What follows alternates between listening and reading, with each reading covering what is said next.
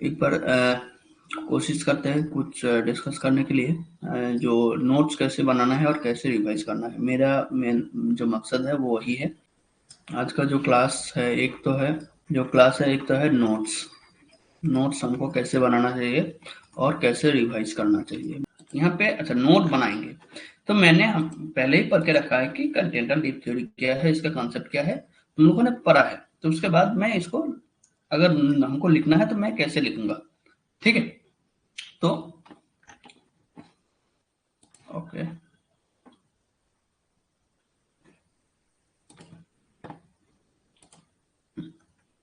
अच्छा ऊपर कंटेंटल deep theory लिखा है तो उसको मान लेना है। यहाँ पे लिखा है कंटेंटल डीप थ्योरी। तो यहाँ पे जो लिखा है, पहले एक था ग्लेशियर, उसके नीचे है, बाद में है पोलर, उसमें इंडिया और ब्राजील। तुमको देखने के बाद समझ में नहीं आ रहा है, लेकिन मुझे समझ में आ रहा है। क्यों? क्योंकि मैंने लिखा है। और जो नोट बनाएंगे वो छोटा बनाएंगे, क्रिस्पी बनाएंगे। वो दूसरे को समझने के लिए नहीं, वो खुद को समझने के लिए है ना। तो हम लोगों को नोट अच्छा ढंग से कलरफुल करके नोट सेल नहीं करना है, किसी को शेयर भी नहीं करना है। ये खुद के पढ़ने के लिए है, क्योंकि टाइम कम है। तो बहुत कलर चेंज मत करो, जो है उसको वैसे ही लिखो जो चाहिए। तो यहाँ पे जो लिखा है देखो, मैं बोल रहा हूँ, अब बोलने के बाद समझ में आएगा। ग्लेशियर जो है वो पोलर रीजन में मिलता है, लेकिन ग्लेशियर का कुछ कुछ एविडेंस इंडिया और ब्राजील में भी मिला है। लेकिन हम लोगों को पता है कि इंडिया और ब्राजील जो है ये ट्रॉपिकल एरिया में लोकेटेड है। अभी अगर लोकेशन देखेंगे तो अगर ये ट्रॉपिकल एरिया में लोकेटेड है तो इसमें पोलर एरिया का जो एविडेंस है, यानी ग्लेशियल का जो भी दिख रहा है, वो कैसे दिख रहा है, क्वेश्चनेबल है। अच्छा, दूसरा क्या लिखा है? दूसरा लिखा है कोल। कोल कैसे फॉर्म होता है? कोल फॉर्म होता है डेंस ट्रॉपिकल वेजिटेशन से फॉर्म हो रहा है। यानी कोल अगर फॉर्म हो रहा है तो उसके जगह उसमें जो वेजिटेशन चाहिए, उसका जो रॉ मटेरियल्स अगर देखेंगे तो उसके लिए हम लोगों को चाहिए ट्रॉपिकल डेंस वेजिटेशन। तो इस हिसाब से कोल जो दिखना चाहिए वो कहाँ दिखना चाहिए? ट्रॉपिकल रीजन में दिखना चाहिए। लेकिन कोल हमारा अभी मिल रहा है जर्मनी और इंग्लैंड में। तो जर्मनी और इंग्लैंड का अगर लोकेशन हम लोग देखेंगे, कहाँ दिख रहा है? वो टेम्परेट रीजन में दिख रहा है।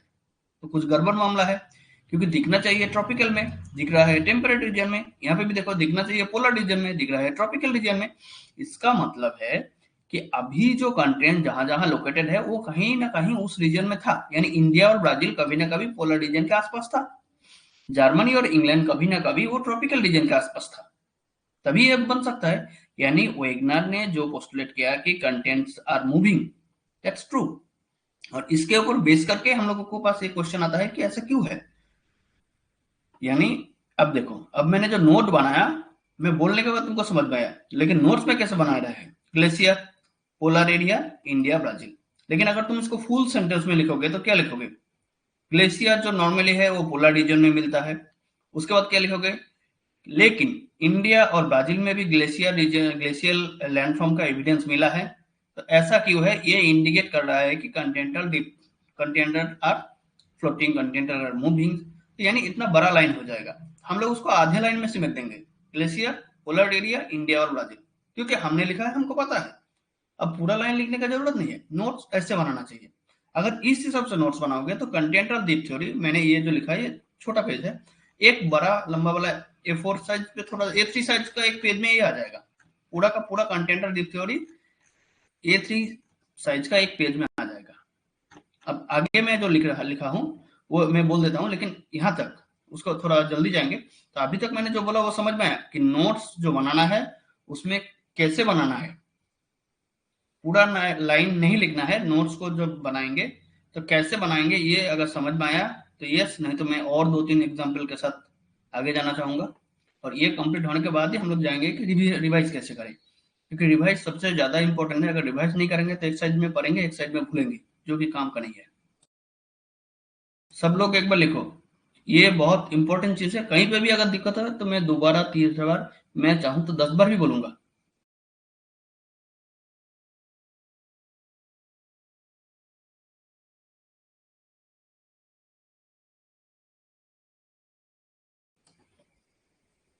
साक्षी और प्रियंका ने रिस्पॉन्स किया, निहार, अमृता और लीना, तुम तीनों का।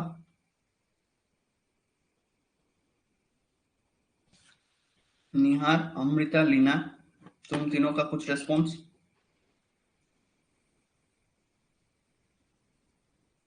नहीं तो मैं दोबारा तीसरा बार 10 बार भी बोलूंगा।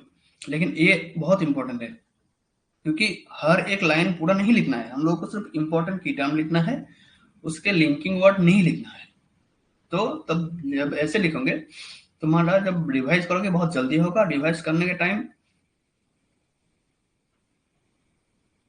समझ गया। ये लड़का लोगों को मैंने बोला, साला लड़का लोग कहाँ गया रे? पूरा इनकरेज किया फिर भी लड़का लोग आया नहीं। खैर, ओके। तो उसके बाद यहाँ पे भी अंटार्कटिका वही एग्जांपल दिया, तो यानी ये जो यहाँ से जो बन रहा है वो कंटेंट्स आर चेंज दिया पोजीशन। अच्छा, आगे वाला जो है इसमें मैंने लिखा है, देखो 1596 अब्राहम ऑर्टेलिस, एक थिंकर का नाम है जो कि डच मैप मेकर है। उनका इंपॉर्टेंस क्या है, उन्होंने अटलांटिक ओशियन का जो कोस्ट है उसका सिमिलरिटी इन्होंने फॉलो किया था। इसी कॉन्सेप्ट को एंटोनियो स्नाइडर ने थोड़ा और डेप्थ लेके गया था। जिग्सॉफिट जो बाद में वैज्ञान साहब ने एडॉप्ट किया ना, जिग्सॉफिट वाला, वो एंटोनियो स्नाइडर और अब्राहम ऑर्टेलिस दोनों का डिस्कशन के बाद ही आया है ये। तो एंटोनियो स्नाइडर जो है वो जिग्सॉफिट कॉन्सेप्ट, हालांकि जिग्सॉफिट नाम नहीं दिया, लेकिन जिग्सॉफिट का जो मेन जो पॉइंट है वो इन्होंने रखा था। अच्छा, एफ बी टेलर जो है, एफ बी टेलर हम लोग जो convectional sorry Continental drift theory पढ़ने के बाद टाइम जो फोर्सेस का नाम आता है ना, वो फोर्सेस वो एफ बी टेलर ने पहले दिया था। वैज्ञानिक ने वहां से फोर्सेस का नाम लिया। तो यहाँ पे जो क्वेश्चन ज्यादातर तुम लोगों ने देखा है, दो तरीके से क्वेश्चन हो सकता है। एक तो है कि ये जो थिंकर है, ये थिंकर कौन सा थ्योरी के साथ रिलेटेड है, और दूसरा एक ये पूछ सकता है कि यहाँ पे जो सीक्वेंस है वो सीक्वेंस बनाने के लिए पूछ सकता है। ठीक है। अच्छा, अल्फ्रेड वेगनर एक बोटनिस्ट था, उसका जो ये था बुक था वो डाई कंटेंट ओजियनी एंड मॉर्फी ऐसा कुछ था, लेकिन उसका जो इंग्लिश ट्रांसलेशन है वो ऐसा है, the origin of content and oceans. ठीक है, तो यहाँ से भी क्वेश्चन बन सकता है कि the origin of content oceans किसका राइटिंग है, या फिर the origin of the content and ocean किस थ्योरी के साथ लिंक्ड है। जो लोगों ने जियोलॉजी क्वेश्चन देखा है उन लोगों को ये पता है, मैंने वहां पे भी दिखाया है, तो वहां पे तुमको भी दिखेगा। ये हो गया। तो यहां से जब क्वेश्चन बनाएंगे, अच्छा ये वाला चैप्टर हम लोगों ने, ये वाला थिंकर हम लोगों ने पढ़ लिया, जब रिवाइज करेंगे तब कैसे करेंगे? रिवाइज हम लोगों को ऐसे करना है कि सिर्फ प्रोपाउंडर का नाम लिखा है यहाँ पे, बस, और कुछ नहीं दिखना तुमको। तुमने खुला है सीडीटी, तुमने देखा है कि प्रोपाउंडर, अब मन ही मन याद करना है कि कौन सा प्रोपाउंडर था जो लिंक था। तो उसके बाद तुम देखो एंटोनियो अब्राहम ऑर्टलिस का नाम आ रहा है क्या, एंटोनियो स्नाइडर का नाम मन में आ रहा है क्या, एफ बी टेलर का नाम मन में आ रहा है क्या, अल्फ्रेड वेगनर का नाम मन में आ रहा है क्या? पूरा ऐसे देख के बाद रिवाइज नहीं करना है, बिना देखे रिवाइज करना है, क्योंकि एग्जाम हॉल में तुमको आइडेंटिफाई करना है कि कौन सा सही है। जब हम नॉर्मल ये पढ़ के जा रहे हैं, पढ़ते जा रहे हैं, एक के बाद एक लाइन अगर पढ़ लिया, तो तुमको पता नहीं लगेगा कि तुमने कहाँ खो गया, यानी कौन सा चीज तुमको याद नहीं है ये पता नहीं लगेगा। पता कैसे लगेगा? उसके लिए यहाँ से एक टर्मिनोलॉजी ले लेना है, प्रोपाउंडर। उसके बाद तुमको याद रखना है कि कौन सा प्रोपाउंडर था। एक हो गया ये। दूसरा ये हो सकता है कि तुम पूछ लिया कि किसके बाद कौन आया है, यानी किसका कंट्रीब्यूशन पहले है, किसका कंट्रीब्यूशन लास्ट में है। अच्छा, और एक पूछो अपने आप ही मन में कि ये जो लोगों ने दिया, उन लोगों ने किसने किया दिया? अब्राहम ऑर्टलिस ने क्या किया, एंटोनियो स्नाइडर ने क्या किया, एफ बी टेलर ने क्या किया, अल्फ्रेड वेगनर ने क्या किया। हो गया। अच्छा, उसके बाद अल्फ्रेड वेगनर, क्योंकि यहाँ पे मेन इंपॉर्टेंस है, तो उसका जो बुक का नाम है वो बुक क्या है, यानी सिर्फ एक ही टर्मिनोलॉजी है प्रोपाउंडर, यहाँ से इतना कुछ बन सकता है। और तुमको जब कंटिनेंटल ड्रिफ्ट थ्योरी पढ़ोगे या कोई भी थ्योरी पढ़ो, उसके बाद तुमको ये प्रोपाउंडर के नाम से ये पता होना चाहिए। अब कौन सा टर्मिनोलॉजी से ज्यादा इंपॉर्टेंट दे, यानी यहाँ पे प्रोपाउंडर में हम लोग बहुत ज्यादा इंपॉर्टेंस दे रहे हैं, तो ये कौन सा टर्मिनोलॉजी या कीटर पे हम लोग ज्यादा इंपॉर्टेंस दे, वो कैसे पता लगेगा? वो पीवाईक्यू से पता लगेगा। इसीलिए मैं चैप्टर वाइज पीवाईक्यू भी बना रहा हूँ। हालांकि मैंने अभी तक पूरा बना नहीं पाया, तो मैंने पूरा जियोमॉर्फोलॉजी एक साथ दिया। तो ये रिवीजन ऐसे करना है, रिवीजन तुमको पूरा पढ़ के बाद रिवीजन नहीं करना है, वो एक्चुअल रिवीजन नहीं है। वहां पे तुम आइडेंटिफाई कर ही नहीं सकते कि कौन सा जगह तुम भूल गए, कौन सा जगह याद है, लेकिन यहाँ से तुम आइडेंटिफाई कर सकते हो। तो एक तो है नोट्स बनाना है, एकदम क्रिस्पी बनाना है, जो कि बाद में हम लोग रिवाइज कर सकते हैं बहुत जल्दी। लेकिन रिवाइज भी हम लोग एक्टिव रिकॉल के मीडियम से करेंगे। ये जो टेक्नोलॉजी मैंने सॉरी ये जो टेक्निक मैंने बोला, इसको बोलते हैं एक्टिव रिकॉल। ठीक है, तो ये प्रोपाउंडर, सिर्फ प्रोपाउंडर नाम को सुन के हम लोगों के पास इतना याद आ रहा है कि नहीं? तो अगर इतना याद आ जाए इसका मतलब तुम कंक्रीट सॉलिड हो। लेकिन कहीं पे भी अगर याद नहीं आ रहा है, छूट गया, यानी वहां को तुमको दूसरा बार देखना है। सिर्फ दूसरे बार देखने के लिए ये छोटा छोटा करके लिखे हैं। हालांकि तुम्हारे पास अगर टाइम नहीं है तो तुम मत लिखो, वो जो बुक पढ़ रहे हो वहां पे अंडरलाइन कर लो अगर बुक है। लेकिन अगर यूट्यूब से देख रहे हो तब तो लिखना ही है, क्योंकि यूट्यूब दोबारा देखने में बहुत टाइम लगेगा। लेकिन बुक अगर पढ़ रहे हो तो बुक में वो अंडरलाइन कर लो, और मेन जो की टर्मिनोलॉजी है वो साइड में लिख के रखो। मैं जब पहले पहले पढ़ा रहा था वहां पे की टर्मिनोलॉजी भी कई सारे चैप्टर में मैंने लिखाया, तो इसीलिए लिखाया कि वो टर्मिनोलॉजी पकड़ के तुमको याद आना चाहिए कि जितना हमको चाहिए वो आ रहा है कि नहीं। हो गया। अच्छा, और एक एग्जांपल के साथ देख लेते हैं। यहाँ पे है प्रीमाइस या एजम्पशन। वैज्ञानिक साहब ने कुछ एज्यूम किया था, उसके बाद ये थ्योरी दिया। तो उन्होंने पहले क्या एज्यूम किया था, कंटेंट्स आर ड्रिफ्टिंग। ऐसा क्यों, मैंने पहले ही तुमको ये जो कंटेंट थ्योरी पढ़ाने का स्टार्ट किया उसमें ये डिफिनेशन दिया। एक तो कंटेंट्स आर ड्रिफ्टिंग, लेकिन सिर्फ कंटेंट्स ही मूव कर रहा है, ओशियन मूव नहीं कर रहा है। Continents are moving over oceans, sial is floating over sima. यानी वैज्ञानिक साहब ने जो बोला वो सिर्फ कंटेंट मूव कर रहा है, ओशियन नहीं मूव कर रहा है। हालांकि प्लेट टेक्टोनिक थ्योरी इसको सपोर्ट नहीं कर रहा है, लेकिन ये वैज्ञानिक साहब ने बोला। तो यानी अगर तुमको ये हो जाए कि प्रीमाइस क्या है वैज्ञानिक का, तो ये दोनों आना चाहिए। ये दोनों आते ही तुमको एक आ जाएगा कि ये पास्ट क्लाइमेटिक स्टडी करना चाहते हैं, इसीलिए ड्रिफ्टिंग ऑफ कंटेंट को पढ़ा है। तो एक ये, दूसरा हो गया सीएल इज फ्लोटिंग ओवर सीमा। तीसरा ये भी हो सकता है कि अगर पूछा जाए कि तुमको कि according to continental drift theory sial is floating over sima, but according to plate tectonic theory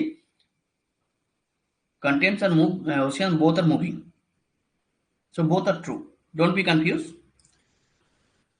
तो अगर प्रीमाइस यानी नेक्स्ट जब तुम रिवाइज करोगे सिर्फ प्रीमाइस को देखोगे, प्रीमाइस का देखने के बाद ये पूरा याद आ रहा है कि नहीं, पास्ट क्लाइमेटिक स्टडी और ड्रिफ्टिंग आ रहा है कि नहीं, सीएल इज फ्लोटिंग ओवर सीमा और कॉन्टिनेंट और ओशियन दोनों मूव कर रहा है, एक ही मूव कर रहा है, ये आना चाहिए। उसके बाद एक आना चाहिए कि प्लेट टेक्टोनिक थ्योरी के साथ इसका विरोधाभास क्या है, यानी कंट्राडिक्टरी क्या है ना। उसी तरह यहाँ पे फोर्सेस है, तो फोर्स में मैं फिर से जाऊंगा, लेकिन उससे पहले एक बार बताओ कि ये जो प्रोपाउंडर वाला और प्रीमाइस वाला, ये दोनों जो टर्मिनोलॉजी मैंने तुमको बोला रिवाइज कैसे करना है, नोट कैसे बनाना है, ये हम लोगों ने देखा।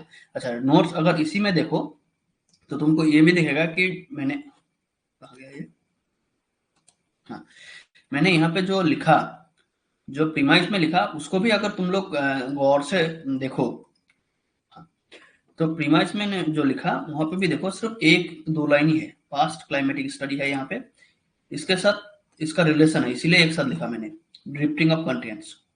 नेक्स्ट लाइन देखो, सीएल इज फ्लोटिंग ओवर सीमा, ये उन्होंने माना सीएल क्या है, कंटेंट्स, यानी इसको घुमा के भी बोल सकते हैं, continents are moving over oceans, oceans यानी सीमा, सीएल यानी कंटेंट्स। तो ये दोनों, इसीलिए मैंने सिर्फ जितना चाहिए उतना ही लिखा, यहाँ पे बहुत बड़ा तरह के नहीं लिखा, सिर्फ जितना चाहिए उसी की टर्मिनोलॉजी को लिखा, ताकि बाद में हमको बहुत जल्दी रिवीजन हो। बहुत जल्दी भी रिवीजन उसी जगह करना है जहां मैंने भूला है, जो मुझे याद है वो मुझे रिवाइज नहीं करना है, रिवाइज का मेन मकसद यही है। तो कौन सा जगह भूला वो कैसे पता लगेगा, वो यहाँ पे जो मेन जो की टर्मिनोलॉजी है उसको पकड़ के हम लोग कोशिश करेंगे कि याद आ रहा है कि नहीं।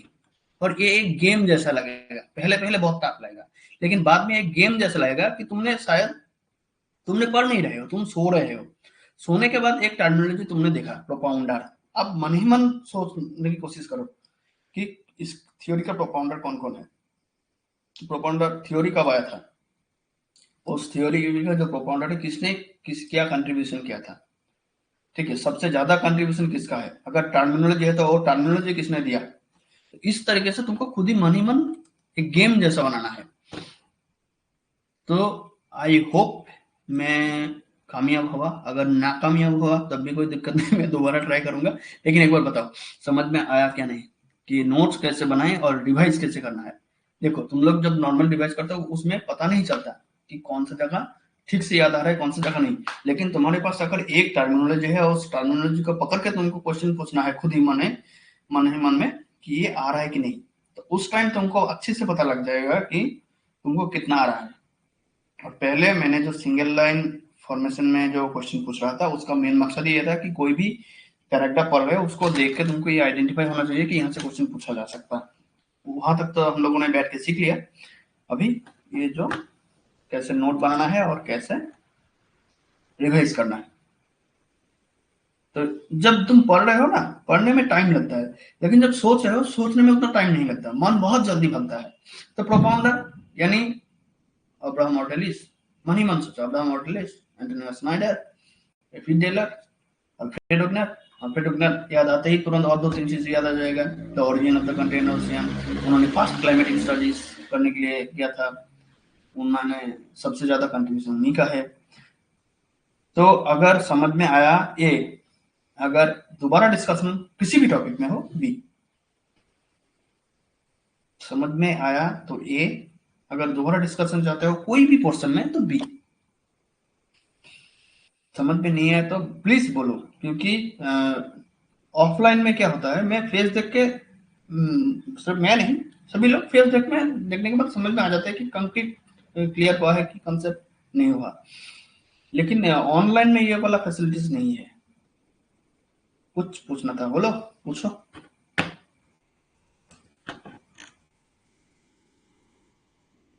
ओके, बता निहार क्या पूछना है।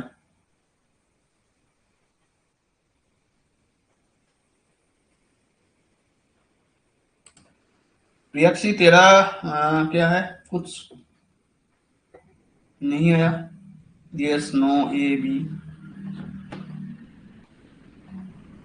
निहार पूछ ले।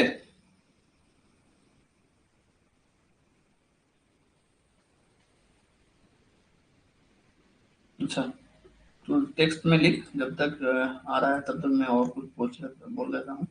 तो मैं तुम लोगों को ये जियोमॉर्फोलॉजी जैसे भेजा वैसे ही बाकी वाला चार पांच जो जो हम लोगों ने पढ़ा, क्लाइमेटोलॉजी, ओशिनोग्राफी, जियोग्राफिकल थॉट और इंडियन जियोग्राफी, वहां से मैं उसी तरह क्वेश्चन भेज देता हूँ, ठीक है।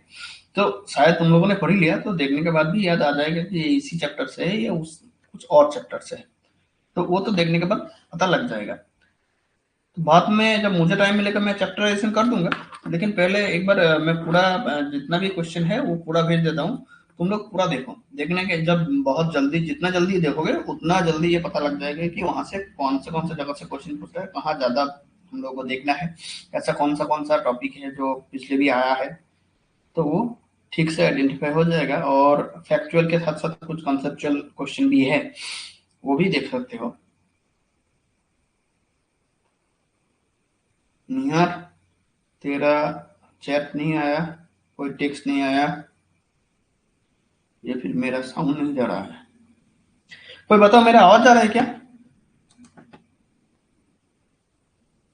अमृता, लीना, साक्षी, प्रियंका, प्रियक्षी, निहार, मेरा आवाज जा रहा है क्या? ओके। स्टैंडर्ड बुक सब टॉपिक कवर करने के लिए करे क्या? टाइम कंज्यूम होता है बहुत एक टॉपिक में, तो कैसे करे? Good question. मैं आधा में ज्वाइन हुआ हूँ भैया, सो मुझे ये क्लास फिर से देखना पड़ेगा। ठीक है, तो आधा देख ले। और निहार यही बोल रहा हूँ कि जो अगर तुमने यूट्यूब में क्लास देख रहे हो, तो जो नोट बना रहे हो वो तो है ही तुम्हारे पास। उसके साथ साथ स्टैंडर्ड बुक उस टॉपिक के लिए देखो जहां से क्वेश्चन बहुत ज्यादा आ रहा है। वो कैसे पता लगेगा, उसके लिए मैंने तुमको वो प्रीवियस दे रहा हूँ, आगे भी दूंगा। तो वहां से तुम लोग देखो कि क्वेश्चन कहाँ ज्यादा आ रहा है, जहां जहां ज्यादा आ रहा है वहां पे डेप्थ में जाना है, स्टैंडर्ड बुक से पढ़ो। अगर जहां से नहीं आ रहा है, या तो उसको यूट्यूब से देख लो, या फिर तुम्हारे पास बनी बनाया अगर प्रीवियस नोट है, मास्टर्स अगर खत्म हो गया तो नोट कुछ नोट बना रहेगा, वहां से भी कंप्लीट कर लो, कोई दिक्कत नहीं। तो जहां डेप्थ में जाना है, नेट पूछ रहा है, वहां से स्टैंडर्ड बुक मस्ट, क्योंकि तुम लोग जीआरएफ का एस्पिरेंट हो। जो नेट का एस्पिरेंट है उसके लिए तो यूट्यूब और एपीवाई को मस्ट है।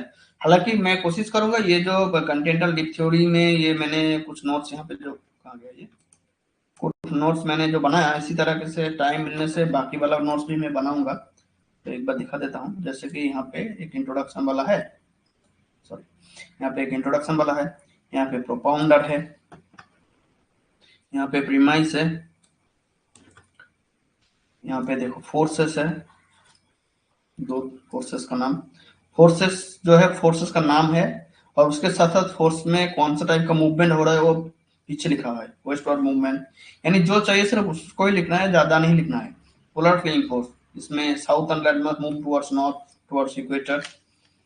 पैटर्न ऑफ ड्रिफ्टिंग यहाँ पे पेंजिया, पैंथालसा, पेंजिया बाद में ब्रोकन हुआ, लॉरेशिया, गोंडवानालैंड, गोंडवानालैंड बाद में कौन सा ब्रोकन हुआ वो लिखा है, ठीक है। तो उसके साथ साथ यहाँ पे देखो माउंटेन, रॉकी और एंडीज होगा, ये रॉकी और एंडीज कैसे फॉर्म हुआ है उसके बारे में इन्होंने क्या बोला। इंडोनेशिया, मलेशिया, जापान यानी आइलैंड फॉर्मेशन के बारे में इन्होंने क्या बोला। उसके बाद कुछ एविडेंस दिया जो में जिग्सॉ पिट है, रॉक ऑफ द सेमेज है। इसको भी अगर देखोगे तो सिर्फ की पॉइंट है, देखो साउथ अमेरिका प्लस अफ्रीका जो अटलांटिक कोस्ट में है। उन्होंने और एक बात बोला है कि शोर लाइन पे तुमको शायद नहीं दिख रहा है लेकिन ग्रेटर डेप्थ में दिखेगा, ये सही भी है। शोर लाइन में नहीं दिख रहा है क्योंकि इरोशनल प्रोसेस तो काम कर ही रहा है। जब मेराइन इरोशनल प्रोसेस काम कर रहा है तो एकदम आउटर लाइन में ये जिग्सॉ पिट दिखता नहीं है, उतना शोर में दिखता है, सॉरी शोर नहीं दिखता, डेप्थ में दिखता है। तो रॉक्स ऑफ द सेमेज जिसमें रेडियोमेट्रिक डेटिंग के साथ हम लोग एज पता कर सकते हैं, जिसमें हमको पता है कि ब्राजील के साथ वेस्ट अफ्रीका का कोस्ट का एज सेम है। एपलेशियन माउंटेन और स्कैंडिनेवियन माउंटेन का रॉक जो है उसमें सिमिलरिटी दिखता है। यहाँ पे देखो टीलाइट जो है वो सेडिमेंट डिपॉजिट है आउट ऑफ ग्लेशियर, टीलाइट के साथ ग्लेशियर का लिंक किया जाता है जो कि गोंडवाना सिस्टम में है। यहाँ पे सिर्फ गोंडवाना सिस्टम लिखा है, इसको खोल के भी पूछ सकते हैं तुमको, इंडिया में दिखेगा क्या, अफ्रीका में दिखेगा क्या। तो इंडिया अफ्रीका दोनों ही गोंडवाना का पार्ट है, या नहीं दिखेगा। लेकिन अगर बोल दे कि नॉर्थ अमेरिका में दिखेगा क्या, ये गोंडवाना सिस्टम का पार्ट नहीं है तो यहाँ पे नहीं दिखेगा। प्लेसर डिपॉजिट, तो gold bearing deposit, gold bearing कहाँ दिखता है, Brazil and coast of Ghana. अच्छा, डिस्ट्रीब्यूशन ऑफ फॉसिल्स, इसमें आइडेंटिकल स्पीसीज ऑफ प्लांट, यानी ये फॉसिल्स का डेफिनेशन का रिगार्डिंग कुछ है। लेमुर्स कहाँ मिलता है, मेसोसोरस कहाँ मिलता है। सिर्फ जो जगह चाहिए, जो मेन टर्मिनोलॉजी वही लिखा है, ज्यादा कुछ नहीं लिखा है। तुमको इसी तरह से नोट बनाना है, टाइम भी कम होगा, रिवाइज करने में भी बहुत फैसिलिटीज होगा, क्योंकि एग्जाम के पहले ही रिवाइज करना है, 4 से 5 दिन में फुल सिलेबस रिवाइज करना है। हालांकि तुम लोग अगर वो की टर्मिनोलॉजी पकड़ के जाओगे तो वो और भी जल्दी होगा, क्योंकि वहां से पता लग जाता है कि कहाँ मैंने छूट गया। की टर्मिनोलॉजी से जब भी करोगे पहले लेकिन ये टफ होगा। हाँ, 10 में शायद तुम 5 कर पा रहे हो, 5 में फुल नहीं जा पा रहे हो, घबराना नहीं है, वो 5 में फिर से देखना है। उसके बाद देखो अपग्रेडेड वर्जन पे, टेक्निक का अपग्रेडेड वर्जन माना जाता है कंटिनेंटल डिप्थ थ्योरी का। लेकिन कंटिनेंटल डिप्थ थ्योरी में जो रीजन बताया वो रीजन एक्चुअल नहीं है, वो रीजन पता करने से के लिए कन्वेक्शनल करंट थ्योरी पढ़ना जरूरी है। तो कन्वेक्शनल करंट थ्योरी में मैंने कुछ लिखा, क्रस्ट, मेंटल कोर, जो कि दो हिस्सा है। लिथोस्फीयर किस से बना है, एस्ट्रोनोस्फीयर किस से बना है। अच्छा, कन्वेक्शनल करंट थ्योरी इसके बाद आता है। अच्छा, लाभा और मैग्मा, तुमको अगर डेफिनेशन लिखना है, यानी मान लो तुमको लाभा लिखना है, मैग्मा लिखना है, तुम कैसे लिखोगे कि लाभा जो है वो ऊपर आ जाता है, मैग्मा जो है नीचे रहता है। इतना हमको नहीं लिखना है, हमको सिर्फ ये एक साइन दे देना है, लाभा हो गया मेरा ऊपर, मैग्मा ये नीचे हो गया, ये अर्थ सरफेस के नीचे है, ये अर्थ सरफेस से ऊपर है। सिर्फ एक छोटा जितना हो सके एक छोटा कुछ मार्क दे दो जो कि तुमको समझ में आए, इनफ है। बाकी दूसरे को समझ में आए ना आए भाड़ में जाओ, खुद को समझ में आने से हो जाएगा। नोट ऐसे बनाना चाहिए। उसके बाद आर्थर होम्स का नाम लिखा है, उसमें यार लिखा है, रेडियोमेट्रिक एलिमेंट का नाम लिखा है। या एक डायग्राम से मैंने कोशिश किया था कि कैसे हो रहा है, ए इस लोकेशन पे क्या हो रहा है, बी इस लोकेशन पे क्या हो रहा है, यहाँ पे देखो डाइवर्जन हो रहा है, यहाँ पे कन्वर्जन हो रहा है। यानी सिर्फ जितना भी एक छोटा की टर्म में पूरा का पूरा समेटने की कोशिश किया। क्यों? क्योंकि तुमने जो पढ़ रहे हो, पढ़ने के साथ साथ जो लिंकिंग वर्ड है, जो कॉन्सेप्ट है, वो तो साथ साथ हो ही रहा है। अगर नहीं है तो तुमने कहीं ना कहीं बुक से लिखा है तो बुक में मार्क कर लो एक बार। जब भी ये दिक्कत हो जाएगा, यानी यहाँ पे नोट देखने में कुछ दिक्कत हो रहा है, तो तुम घूम फिर के बुक में जाओ, ज्यादातर में नहीं होगा, शायद 10 में 2 या 3 जगह होगा ऐसे जो नोट बना है वो समझ में नहीं आ रहा है। अगर इस हिसाब से बनाओ एक टाइम के बाद, तो इस हिसाब से बनाने के बाद कोई दिक्कत नहीं होगा। पहले का दिक्कत हो रहा है तो एक बार पूरे अच्छे तरीके से समझने की कोशिश किया। I hope. और किसी के पास कुछ क्वेश्चन है तो एक बार बताओ।